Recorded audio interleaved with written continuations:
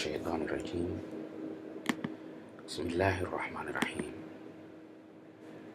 الحمد لله رب العالمين، والصلاة والسلام على خاتم الأنبياء والمرسلين سيدنا محمد وعلى آله وصحبه أجمعين. أما بعد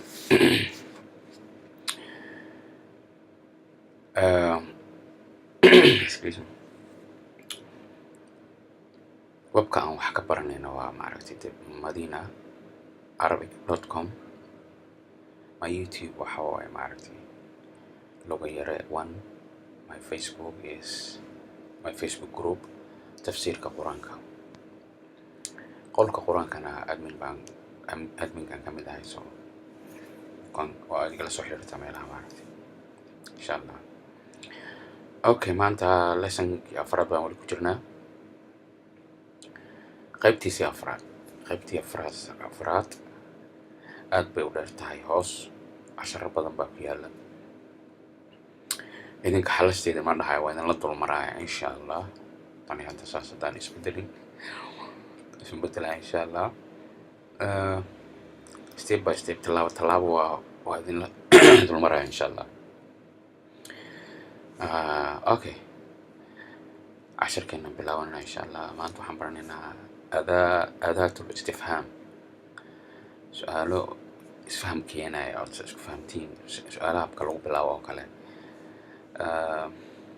waxa la adeegsado sida where, what, is, who. ingiriiska maaragtay. hadda carabiyan baranaynaa, marka click baa samaynaysa si loo akhriyo.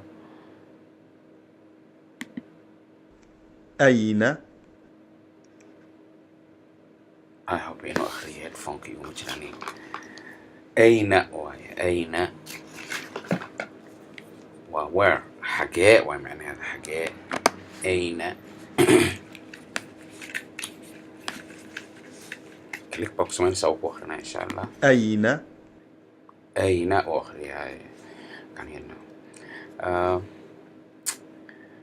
waa xagee. ilaa ayna anta daahibun, xageed aadaysaa. haddaas ku mashquulan sentenceska jumlada aan geliyay, ayna le ku tilmaamay waxay tahay ayna where, xagee u socotaa. ماذا ماذا تريد، maxaa rabtaa oo kale. maxaa rabtaa, maxaa, what.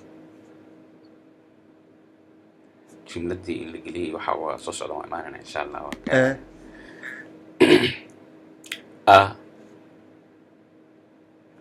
هذا قلم، كان ما قلم بقى صوت لنا.